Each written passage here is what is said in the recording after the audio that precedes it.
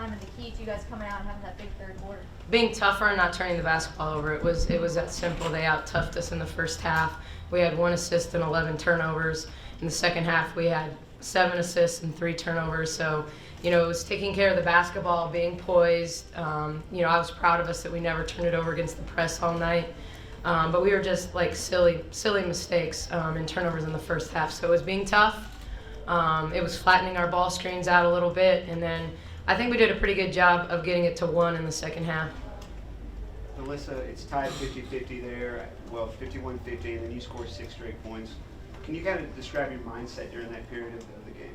It was kind of a mindset like we're not going to lose this game. Like we worked way too hard like to lose that game. So I just knew I had to do what I had to do, get the team together. We all had the same goal, so, I just went out and executed. Liz, 4 fouls down the stretch. Did you feel like you had to adjust the way you played, or did you just kind of go for it? I just went for it, honestly. I mean, I knew I had to play smart because my team needed me on the floor, so I just made my adjustments. And, Coach, for you, how hard is that when you see Queen and Liz both with 4 fouls trying to manage this ending of the game? Yeah, it's hard. It's definitely hard. But when you go on the road and you're trying to steal one on the road, I don't want to foul her out. And I think there's sometimes coaches have a tendency to take their own players out for fear that they are going to foul out. And what you're actually doing is fouling them out because they're not on the floor.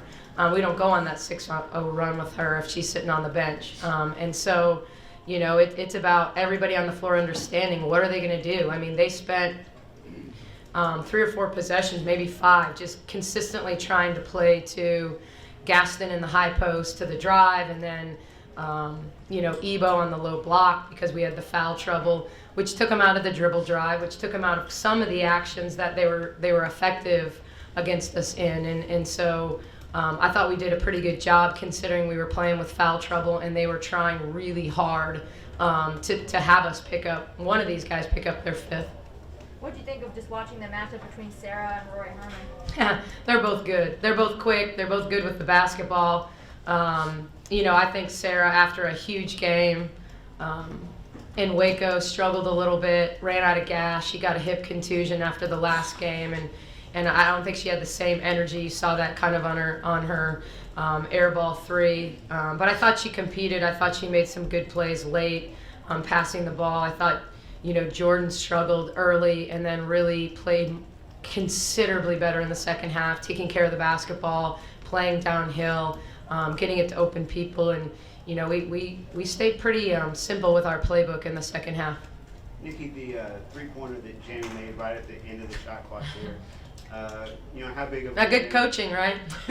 How vital was that one, though? It's just a momentum play. It's you're down and out. And I'll say this, obviously that one was in some ways way more significant because she doesn't even know the shot clock's about to go off and we're all yelling at her and she throws it up and she banks it in. But Joanne Allen Taylor hit 2 with 2-1 expiring. In those situations where you can't think because you got to get the ball up because the shot clock's about to expire. So that had happened a couple times to us, and I thought Allen Taylor had an unbelievable game. She played really, really well for them, but yeah, I mean, you got to have some luck. Sometimes you got to have some luck, and sometimes that happens in the form of we got 2 people with inside rebounding position, and the ball ricochets off the rim, and you end up with an offensive rebound. That sometimes is luck. It's just how the game is played. It's not bad defense. It's not great offense. And so sometimes, it's better to be lucky than good in moments like that. Melissa, how do you explain the dominance over Texas? 13 in a row. You said what? 13 in a row, and was it 26 or 27? I feel like we just take pride in it, It's kind of like the battle of who's the best team in Texas. So we kind of take pride in it, and we know, the goal here at Baylor is, beat Texas every year. Doing a pretty good job of it. Doing a great job. Yeah. and Coach, as far as you inheriting that kind of mastery, that's a lot of pressure, isn't it? Yeah, it sure is. It's definitely a lot of pressure. But I've got good players, and I have players that, when we were playing with the lead in the last game, stayed poised and playing with the lead. And today, when we got down, we stayed poised and we got tougher and we simplified. And I think as good as Liz was offensively with the ball in her hands, the 2 screens she set to get Jamie threes in the corner were just as big. I'm a big believer in screen assists, even though it's not in the stat sheet. Her dominance in curling that action and screening got us 2 wide open threes, and Jamie dialed them up. And so kind of getting in that groove, because we obviously were struggling to put the ball in the basket in the first half. So to kind of come out in the third and be moving the basketball and getting to some easy shots and knocking them down. I mean, they played pretty tight to Jamie after the last game. They really didn't help off a lot on her. So we had to screen her to shots, and so those were 2 huge screens by Liz. Coach, how much does winning back-to-back games like this help momentum, help confidence, especially in such a quick turnaround stretch that y'all are playing in? Yeah, it's a tough week. I mean, obviously, we were playing well going into the Oklahoma game, led 38 minutes of that game. And so I think I'm really proud of the resilience of this group.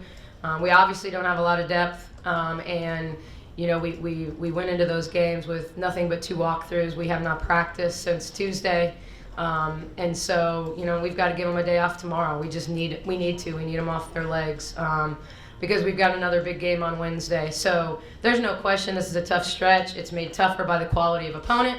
It's made even tougher by the length of our bench. And so because of that, you combine all those things. I'm super proud of our resilience. And really the crowd here was great today. So really great. Coach, what do you see different in Texas if they tried to maximize different from Friday night? Some of it was they were making jump shots. They were making jump shots, and they did a good job.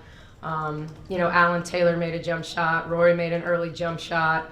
And I thought that was key. Even Shay, Holly came in and really gave them good energy, made a couple open shots, and, as kind of a role player for them. I thought, I remember looking at her plus minus at halftime, and wow, they were better when she was on the floor in that first half. So they got really good energy from their bench, I thought, today. And so it wasn't so much. I just think we looked tired in the first half. I thought we played tired. I thought the physicality bothered us. We got shots around the rim, and didn't make them. We weren't quite as explosive. And let's be honest, they didn't turn the basketball over. When you look at the first quarter from Friday night, we got a ton of stuff in transition because of live ball turnovers that they had. They took really good care of the basketball tonight. I mean, that's why it was a good game, because they took good care of it. And in the second half, we took good care of it. So I think those were the keys, especially for us. And then we didn't get in transition so late, and that's the crazy part. We have the shorter bench. They haven't played since last Saturday when they played us on Friday. So for us to be in our 3rd game in 6 days, and to be outrunning them in the 4th quarter, that's mental toughness. That was mental toughness, and a lot of it that was this one. You mentioned some of the shots that Alan Taylor hit, but it seemed like a lot of those were like late shot clock situations too. What makes her so difficult to guard? I mean, she was just confident. She was confident. She hit her first one. It's amazing what that'll do for a player. The other night she didn't, and tonight she did. And so I think that gave her confidence. And so they, because of that, then the playbook changed a little for them. I mean, we're all wired that way. If we're beating someone in a certain action, we're probably going to keep running it, and we're going to go back to the hot hand and the matchups we like. And I felt like she just did a really good job. They put her in more middle ball screens rather than just kind of dribble drive action. And so some of that was her just getting freed up in the middle of the floor off their middle ball screens. You feel like you faced Force Matharo in some bad shots sometimes? Yeah, well, I mean, we weren't very good against her on Friday night. I mean, that was a big point of emphasis, that when she came in, we gave her too much space. Our hands were down. She's one of those players that, she kind of like looks at your feet, gives you a little jab, and if you back up, she's going to shoot it. She's really good shooting off the jab. And so, we needed to be able to go backwards when she jabbed, but keep our hands high. So I thought we did a better job of really contesting those long shots and then making her put it on the floor in the lane and then play over our length. And they finished a number of shots tonight, over length, and did a number of good things as well. Do you feel like they tightened up a little bit because y'all dominated the series? Maybe some of their free throws, I think they missed like 9, after missing 7 Friday night. Do I feel like they tightened up? Do you think they did? Yeah, a little bit. You don't mind that? Melissa, for you in those kind of late game situations, do you feel a pressure to be the one to step up in those kind of situations, or was today just a time where it just happened to be your turn? Oh, I feel like it's just a will to win, you know? We all want to win. So I feel like anybody on our team could be like last second shot type people. I mean, we all D1 players at the end of the day, so I don't feel no pressure though. Not really. I think she wants the ball. I mean, let's be simple here, you know? When an action we were running was working, I don't think she was disappointed when I called it again, Absolutely you know? not. So, I mean, you got to be fearless in those moments. You know, there is something to, not everyone can take last shots. She's being humble, and I think we have a really good team, and I think we have a lot of players that can take a late game shot, but not everybody wants it. You know, they'll say they want it, but they don't, you know, so that separates the good and the great. It separates the good and the great. Just a critical win if you're going to win the conference.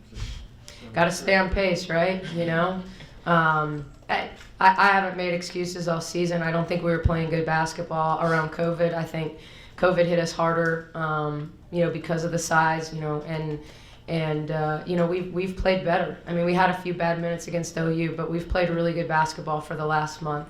And I've said from the beginning we were going to be better in March than we were in November. And, you know, I think there's a lot of people that just expect us to be perfect, and we're not, and I'm not. And, you know, so we have to grow together. But I think every time we win a close one, every time, you know, we follow a game plan and we're successful, I think the belief just keeps growing, you know, that we are, and believe that we can be who we say we can be and who we want to be. You know, it's really easy to say it, but you got to work for it. You got to compete for it. You know, and obviously now we need some help, you know, with 3 losses and 2, you know, obviously we control like our ability to go to Iowa State. But every game matters for us, you know. I mean, we're not thinking about Iowa State because, you know, Kansas State beat us the last time. So now we got to turn our focus to, you know, what do we do with Ayoka Lee? And so, you know, that becomes the next focus. But, you know, we're going to need some help. We need West Virginia to help us yesterday against OU and those overtimes. Believe me, we were cheering hard. But, you know, we can only control what we can control at this point, and we want to be playing well when it matters. And how do you see Texas in the long term for this year? They don't seem Yeah, they're just they're so physical, and they play so hard. I mean, they play so hard. You know, I'm amazed at you know, Rory Harmon's on ball pressure every time her player has the ball. Like she does not take a possession off when it comes to defensively. So she's had a snake, and you know, as much as we could, we didn't want her on the ball. You know, we wanted to initiate in other directions because of that, because she just wears you down. And so, you know, I just think because they can turn you over, because they play so hard, I think they can beat anyone. I mean, they proved that beating Stanford. You know, I just don't think. Yeah, I certainly, you know, we may get them again in the conference tournament. So, you know, we have a ton of respect. I have a ton of respect for Vic and how they play and how they compete. And the one thing I know is they're not going to quit. Coach Nikki, it's the first time since 1999 actually that a team beat the same ranked team twice in 3 days. Did you know that? No. And how does it make you feel? Good, because usually the things that scrolled it are like that, or like the first time OU has swept Baylor in the last, you know, 27 years. You know, it's like, so to be on the positive side of that, it feels good. It feels good. You know, I think this is a big matchup for our team. It's a big matchup for our school. It's, you know, it's to keep us in the conference championship race. Like, there's a lot of things that mattered about this game. You know, and so, you know, I think our players played with a lot of pride for the name on the front of our jersey tonight, and I'm really proud of them for that. But hopefully, I don't know, what's the next step? 3 ranked teams in the same week? You know, like, I don't know, you know, like, that's what we need to be thinking about. We need to be thinking about Wednesday. And on the play they reviewed and overturned, Isn't that a great new rule? Great new rule. Can you explain that? I mean, Okay, so you have the ability to challenge a restricted arc violation. So, you know, you can challenge 2 things. They got them both right on that play. You can challenge if a player took a charge in the restricted arc, which is what I challenged. They will also, while they're looking at that, see that when the foul was called, were we in the act of shooting? And so at that point, we got not only the call overturned, but the basket. So it's a beautiful rule. It is a beautiful rule.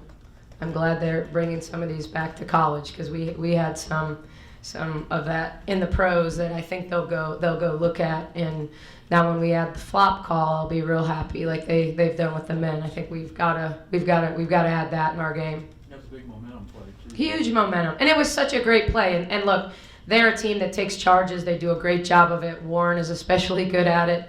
But if you're in the restricted arc, you're in the restricted arc, you know. And it was, I really think, you know, if they wouldn't do this for me, I said, okay, what I really believe happened, it's a block, it's 2 points, and a foul, because Liz got fouled on that play. But I'll take the ball back too. So I'm not trying to complain, but yeah, I mean, huge momentum play.